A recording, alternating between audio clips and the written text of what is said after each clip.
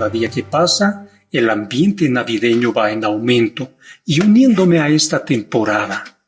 Recuerdo un capítulo de la familia Ingalls. Los niños estaban en la escuela haciendo tarjetas navideñas, almanaques, regalos de bricolaje.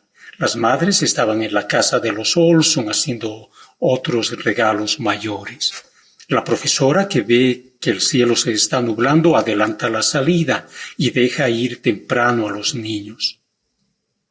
Y detiene a Nellie y Willie Olson en la escuela para que le ayuden en la limpieza.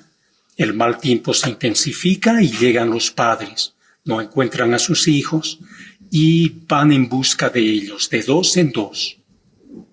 Avanza la noche y uno de los padres que va en busca de su hijo no quiso abrigarse. Ya estaba nevando fuertemente y producto de esa mala decisión muere en el camino congelado. Ya avanzada la noche, los desaparecidos son dos niños, los hijos de Isaías Edwards y el propio Isaías, que prefirió quedarse y seguir buscando a sus hijos. Un muerto era confirmado y hasta ese momento 3 desaparecidos, Edwards y sus hijos. La nevada se intensifica, llega una mayor oscuridad y nadie más puede salir a buscar. Para el amanecer, la nevada había terminado, el sol brillaba intensamente. Y de pronto Isaías Edwards llega con sus tradicionales gritos de alegría, esta vez celebrando que su hijo era capaz de hacer un iglú de nieve. Todos se reúnen felices en torno a ellos, felices celebrando su regreso, excepto la viuda y el hijo del infortunado padre terco que murió congelado. Celebración y tristeza juntas en el mismo ambiente. En ello, Charles Ingalls agarra su Biblia y lee. Aconteció en aquellos días que se promulgó un edicto de parte de Augusto César, que todo el mundo fuese empadronado. Este primer censo se hizo siendo Cirenio gobernador de Siria, e iban todos para ser empadronados, cada uno a su ciudad. Y José subió de Galilea, de la ciudad de Nazaret, a Judea, a la ciudad de David, que se llamaba Belén, por cuanto era la casa y familia de David, para ser empadronado con María su mujer, desposada con él, la cual estaba encinta. Y aconteció que estando ellos allí, se cumplieron los días de su alumbramiento, y dio a luz a su hijo primogénito, y lo envolvió en pañales, y lo acostó en un pesebre porque no había lugar para ellos en el mesón. Había pastores en la misma región que velaban y guardaban las vigilias de la noche sobre su rebaño. Y he aquí, se les presentó un ángel del Señor, y la gloria del Señor los rodeó de resplandor, y tuvieron gran temor. Pero el ángel les dijo, no temáis, porque he aquí os doy nuevas de gran gozo, que será para todo el pueblo, que os ha nacido hoy, en la ciudad de David, un Salvador, que es Cristo el Señor. Lucas 2, 1 al 11. La primera vez que vi este capítulo y este final, me pareció un final inseguro, un poco extraño. Yo pensaba incluso poco adecuado. ¿Qué quería decir con este pasaje que no alegraba a los que estaban tristes y más bien entristecía a los que estaban alegres? Me parecía un consuelo que no consuela a nadie. Tal vez muchos lo verían así e incluso pueden ver a la Navidad como la historia del nacimiento de un niño más, que trae alegría, cierto, pero una alegría limitada como traen todos los niños al momento de nacer. Pero el nacimiento de Jesús trae esperanza, esperanza verdadera, porque en aquel nacimiento, aquel que nace es completamente diferente.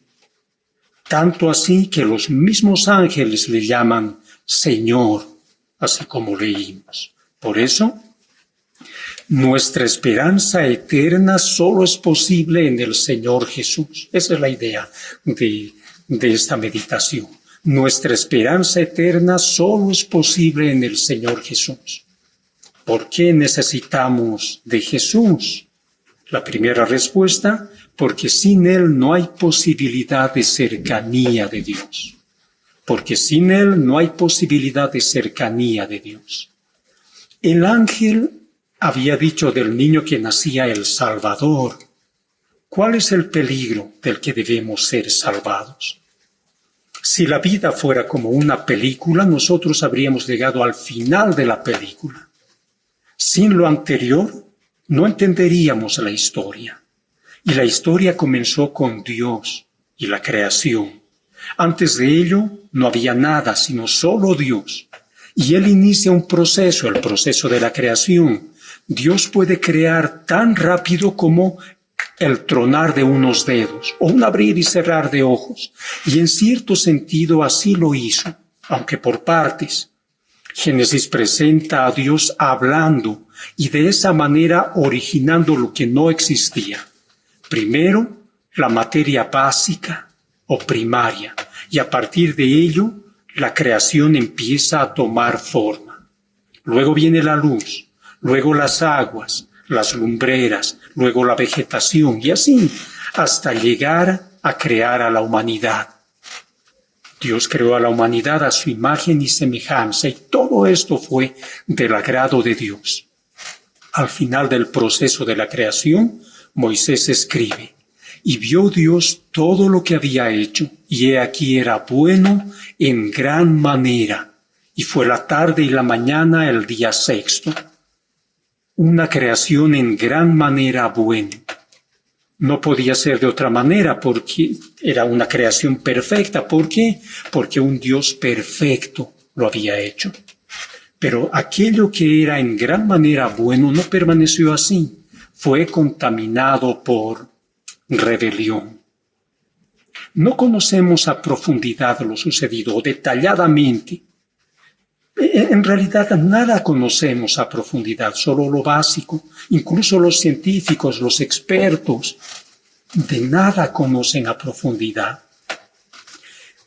Pero si vemos un análisis del diálogo entre Eva y la serpiente, se entiende un deseo despertado por la serpiente y que fue del agrado de nuestros padres, y esta es la búsqueda de la humanidad, prescindir de Dios para todo, que Él no sea necesario, olvidarlo completamente, para luego decir: ¿Dios para qué? ¿Para qué necesitamos a Dios? Y llegar a la conclusión de que, como no necesitamos a Dios, podemos vivir como si Él no existiera. Desde entonces, y como consecuencia de ese hecho, el pecado y la rebelión contra Dios es el común denominador de la humanidad. En mayor o menor medida, toda la humanidad está sometida a la condición de rebeldía. Nacemos en esa condición y vivimos ahondando nuestra rebelión contra Dios, como un puño levantado contra Dios, amenazante, orgulloso, irreverente. Nunca hemos tomado clases de mentir, así como en la universidad o en el colegio, matemáticas, física. Ninguno ha tomado clases, pero todos tenemos habilidades innatas, como artistas innatos, mentirosos innatos, asesinos innatos, rebeldes, pecadores natos. Paul Tripp señala cómo es un niño pequeñito que le explicaba que no debía meter los dedos en el tomacorriente, y le explicaba y decía: no, los dedos no aquí, y él decía: yo ni siquiera sabía si me estaba entendiendo o no, porque me veía y miraba a otro lado, hasta que uno de esos días él estaba sentado en el sillón leyendo un libro, y por el rabillo del ojo ve a su hijo mirándole y mirando el tomacorriente, hasta que va camino al tomacorriente. Niño apenas, ni siquiera sabía hablar, y ya sabía sobre la rebelión que brotaba de su corazón. Nuestra brújula cerebral apunta por naturaleza desde nuestro nacimiento en el otro extremo de Dios. Tenemos una rebelión innata contra Dios. Por eso no hay posibilidad de cercanía con Dios. A veces no hay ni siquiera el deseo de acercarnos a Dios. Y Dios, que es justo y santo por esencia, esencialmente, no puede estar junto a lo inmundo, a lo pecaminoso, a lo inmoral, ni al mal. Dos extremos, norte y sur, este-oeste. ¿Por qué necesitamos a Jesús? Dijimos en el primer punto, porque sin Él no hay posibilidad de cercanía de Dios. Vayamos al segundo punto, porque Él vino por nosotros. ¿Por qué necesitamos a Jesús? Porque Él vino por nosotros. Estamos destinados a estar alejados de Dios por la eternidad, siguiendo en las condiciones humanas en las que nacemos, sin posibilidad de cambio. No hay salida. Aunque alguna vez de nuestra parte pudiera haber el deseo de estar con Dios, pero eso no basta, porque eso es alguna vez, a veces.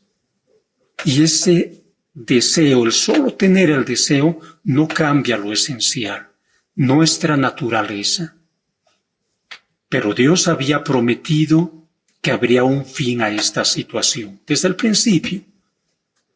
No una posibilidad más, sino la única solución posible. Como la única combinación que frena una explosión programada. Y lo presenta de esta manera: la simiente de la mujer que heriría en la cabeza a la serpiente. Parece un acertijo, pero a lo largo del Antiguo Testamento Dios va dando detalles que aclaran más sobre esta veracidad de la palabra de Dios. Un hombre pondría fin a la lejanía humana de Dios. Cada anuncio de la venida de este hombre fue cumplido a cabalidad. Todas las improbabilidades fueron salvadas para que el nacimiento del Señor Jesús cumpliera cada uno de los detalles que Dios había profetizado que sucedería. Las aparentes contradicciones: un rey que sería siervo, sacerdote y sacrificio a la vez, reinar por la eternidad y morir por su pueblo, ser Dios y ser la simiente de la mujer, y todas las demás fueron aclaradas y armonizadas. ¿Por qué? Llegado el momento, el Evangelio de Lucas dice, y dio a luz su hijo primogénito, y lo envolvió en pañales, y lo acostó en un pesebre, porque no había lugar para ellos en el mesón. Lucas 2:5. Muchos mensajes durante esta temporada navideña vamos a escuchar referente al Señor Jesús, a esta historia del nacimiento del Señor Jesús. Pero de todas estas, solo algunas van a reflejar la verdadera esencia de su venida. Las promesas de Dios, olvidadas por los hombres, fueron cumplidas una a una con el nacimiento del Salvador. Así como su nacimiento fue milagroso, también su vida lo fue, en completa santidad, sin rebelión contra Dios, más bien con un máximo deleite hacia Dios. Sus enseñanzas y milagros demostraron que Él era Dios encarnado, el unigénito Dios. El apóstol Juan escribe de Él: en el mundo estaba, y el mundo por Él fue hecho, pero el mundo no lo conoció. A lo suyo vino, y los suyos no le recibieron. Mas a todos los que le recibieron, a los que creen en su nombre, les dio potestad de ser hechos hijos de Dios. Y más adelante, y aquel Verbo fue hecho carne y habitó entre nosotros. Y vimos su gloria, gloria como del unigénito del Padre, lleno de gracia y de verdad. Juan 1, versículos 10 al 12 y el versículo 14. De rebeldes sin esperanza a hijos de Dios. porque Dios el Hijo nos da ese derecho. Pero había una ofensa que propiciar, una deuda que saldar, un cambio que efectuar, y se necesitaba expiar la ira de Dios. Por eso Isaías, en su profecía en el capítulo 53, versos 4 al 6, escribió: Ciertamente llevó él nuestras enfermedades y sufrió nuestros dolores, y nosotros le tuvimos por azotado, por herido de Dios y abatido. Mas él herido fue por nuestras rebeliones, molido por nuestros pecados. El castigo de nuestra paz fue sobre él, y por su llaga fuimos nosotros curados. Todos nosotros nos descarriamos como ovejas, cada cual se apartó por su camino, mas Jehová cargó en él el pecado de todos nosotros. Isaías 53, 4 al 6. Con su muerte, todas las promesas de Dios se cumplen. Esto escribió el apóstol Juan. Y él es la propiciación de nuestros pecados, y no solamente de los nuestros, sino también por los de todo el mundo. Primera de Juan 2:2. Propiciación implica hacer un sacrificio para aplacar la ira de Dios. Y además esta propiciación es, producto de ese sacrificio, traer a paz, traernos a nosotros, a la humanidad, a tener paz con Dios. Nuestra vieja naturaleza de rebelión, lejanía de Dios y no deseo de Dios es cambiada paulatinamente por desear la cercanía de Dios. El Señor Jesús no es una alternativa más, la alternativa más bonita para ir a Dios, no, ni siquiera la mejor alternativa, sino que es la única posibilidad de ir a Dios. La única posibilidad para quitar la ira de Dios que pende sobre nosotros. La única forma de hallar perdón de parte de Dios. La única manera de cambiar nuestro corazón de rebeldía, porque creeríamos en las promesas de Dios. La única manera de terminar con nuestra falta de deseo hacia Dios. No hay alternativa posible. No hay nada que pueda reemplazar a Jesús. Por eso dije al inicio, nuestra esperanza eterna solo es posible en el Señor Jesús. ¿Por qué necesitamos a Jesús? Porque sin Él no hay posibilidad de cercanía de Dios. Luego, porque Él vino por nosotros. Y ahora, el tercer punto, porque Él nos lleva consigo a Dios. Porque Él nos lleva consigo a Dios. Este es otro de los objetivos del nacimiento de Jesús, quizá el principal. Los otros apuntan a este. Hacia el final de la oración de Jesús, la noche previa de morir, conocida como la oración sumo sacerdotal en el aposento alto, Él le dice al Padre: Padre, aquellos que me has dado, quiero que donde yo estoy, también ellos estén conmigo, para que vean mi gloria que me has dado, porque me has amado desde antes de la fundación del mundo.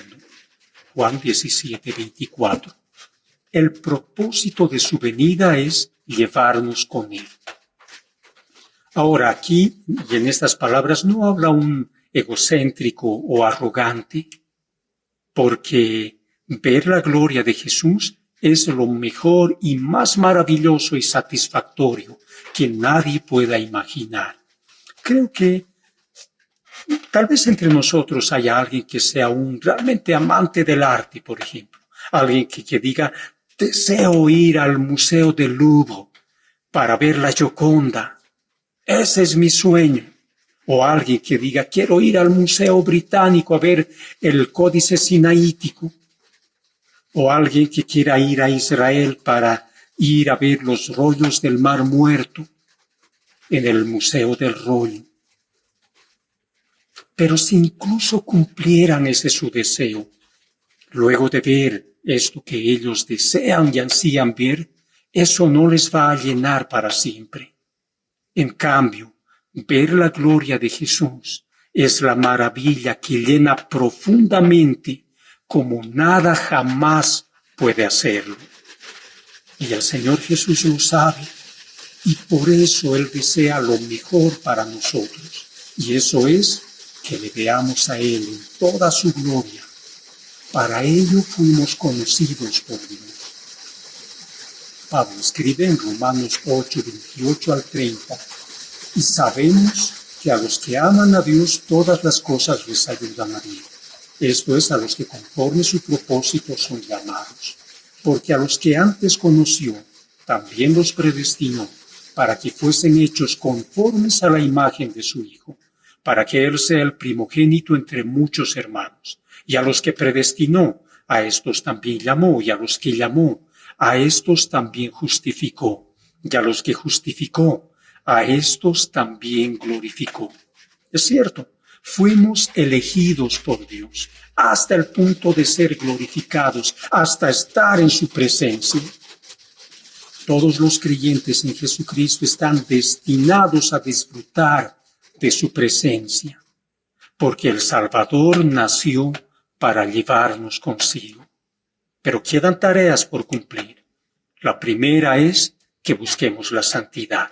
La segunda, que seamos de bendición para otros que no conocen al Salvador, con nuestro testimonio y nuestro ejemplo. Al menos esas dos. Busquemos la santidad. La primera es esa, buscar la santidad, que anhelemos ser como el Salvador y tomemos la decisión de santificarnos y de vivir para Él. Dejar que Dios realice su obra en nosotros, que su deseo sea cumplido en nosotros, como le pidió al Padre en el aposento alto. Juan 17, 17 al 21. El Señor Jesús le dice: santifícalos en tu verdad, tu palabra es verdad. Como tú me enviaste al mundo, así yo los he enviado al mundo. Y por ellos yo me santifico a mí mismo, para que también ellos sean santificados en la verdad. Mas no ruego solamente por estos, sino también por los que han de creer en mí por la palabra de ellos, para que todos sean uno, como ti, oh Padre, en mí y yo en ti, que también ellos sean uno en nosotros, para que el mundo crea que tú me enviaste. El Señor Jesús se santificaba para que nosotros, sus seguidores, seamos santificados. Entonces la santificación no es una posibilidad o una alternativa que tenemos, no, es la parte de la obra que realizó aquel que nació en Belén y fue acostado en un pesebre en el tiempo del censo. Es parte de la obra que Él hizo y que hace. ¿Estamos buscando la santidad o estamos evadiendo la santidad? El santo se santificaba para que sus seguidores sean santos. Entonces, diciéndome a mí mismo: Rodolfo, ahora te toca a ti santificarte. Y lo mismo para ustedes, para todos nosotros. Ese es el camino que nos lleva a la eternidad. El camino que fue construido por Jesús. Junto a la santidad está el testimonio verbal y la vida de testimonio, para que el mundo llegue a creer en el hombre que nació para hacer la propiciación por nuestros pecados. Producto de ese testimonio, los redimidos van a llegar a ser personas de todas las familias de la tierra y que estén en la presencia de Dios. Solo piensa lo lindo que sería que cuando tú estés allí, algunos de la multitud que puedan estar junto a ti, te digan: gracias por haberme hablado del Señor. El Señor es el que habría muerto por ellos, por él, por ella, pero en cierta forma tú le habrías llevado también al cielo, que fuiste como el socio de Dios, el instrumento de Dios para este proyecto con un final feliz. Ahora piensa que estás allá, pero nadie en la muchedumbre te da un abrazo de gratitud y que te diga: gracias por traerme aquí. Estando allí en la eternidad, ¿no tendrías deseos de volver aquí para hablarle a alguien, para que luego encuentres en la multitud? Estamos a tiempo. Hablemos de esta salvación, vivámosla, para que todo el mundo crea en el Salvador. Y el tiempo de Navidad es un buen tiempo para ello. Llegando a la conclusión, en uno de los capítulos de Los Simpson, Homero Simpson se encontraba buscando respuestas a su vacío existencial y se propuso encontrarlo en la Biblia. Qué extraño, ¿no? Abrió al azar el capítulo 1 de Mateo. Leyó: Salmón engendró de Rahab a Booz, Booz engendró de Ruth a Obed, y Obed a Isaí. Isaí engendró al rey David, y el rey David engendró a Salmón, de la que fue mujer de Urías. Salmón engendró a Roboam, y Roboam a Abías, Abías a Asa. Pienso que los guionistas con esto quisieron causar risa y poner en la mente de todos que la Biblia no da respuesta a nada, que Dios no responde. Pero esta porción es similar a la del capítulo 2 de Lucas que leímos al principio. Lucas nos mostraba la llegada del Dios revestido de humanidad, y Mateo también nos muestra el camino que Dios tomó para que la inmensidad del Creador llegue a habitar en un niño que lloraba, que necesitaba del alimento de su madre, siendo a la vez el soberano Dios que al mismo tiempo sustentaba a María, su madre. Si vemos solo una pequeña parte, podría parecer que no tiene sentido, pero cada parte pequeña, en el contexto de la historia bíblica, tiene una profundidad increíble. Nos muestra la obra de Dios, proveyendo salvación a los rebeldes y a aquellos que le contradicen. Vemos a Dios preparando el camino para el nacimiento de su Hijo en las condiciones de mayor humildad. Hermanos, hermanas, amigos, amigas, en esta temporada navideña y en todo tiempo debemos estar seguros que nuestra esperanza eterna solo es posible en el Señor Jesús. ¿Por qué necesitamos a Jesús? Porque sin Él no hay posibilidad de cercanía de Dios. Porque Él vino por nosotros y porque Él nos lleva consigo a Dios. Él es nuestra esperanza. Terminemos orando. Bendito Padre, en este tiempo recordamos el nacimiento de tu Hijo. Y Señor, la historia verdadera en torno a lo que sucedió y la vida del hombre que cambió la historia del mundo. De rebeldes, a quienes son atraídos hacia ti y se deleitan en ti. Señor, que las personas que ven esta transmisión, que oigan en la radio, comprendan que no hay alternativa posible, que solo el Señor Jesús es la posibilidad de llegar a ti. Y te agradecemos por ello, Señor, te agradecemos doblemente porque nosotros estamos llamados entre tu pueblo y vamos a estar allí en la eternidad alabando tu nombre y viendo la gloria del Señor Jesús. Te damos gracias, Señor, que en este tiempo muchas personas sean atraídas hacia ti, muchas almas atraídas a ti para vivir contigo por la eternidad. Te agradecemos, Padre. Oramos en el nombre del Señor Jesús. Amén. Amén. Bendiciones, hermanos.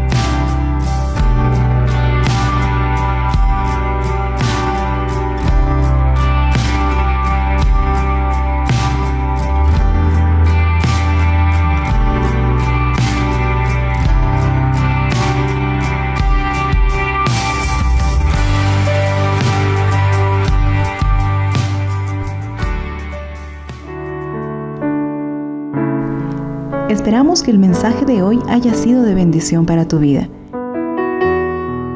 Si necesitas consejería o apoyo en oración, por favor no dudes en contactarte. Escríbenos a los siguientes números de WhatsApp. En la Ciudad del Alto, al número 719-05-791. 719-05-791. En la zona central, al número 732-11-354. 732-11-354. En la zona sur, al número 75 25 70 56. 75 25 70 56. Que Dios te bendiga.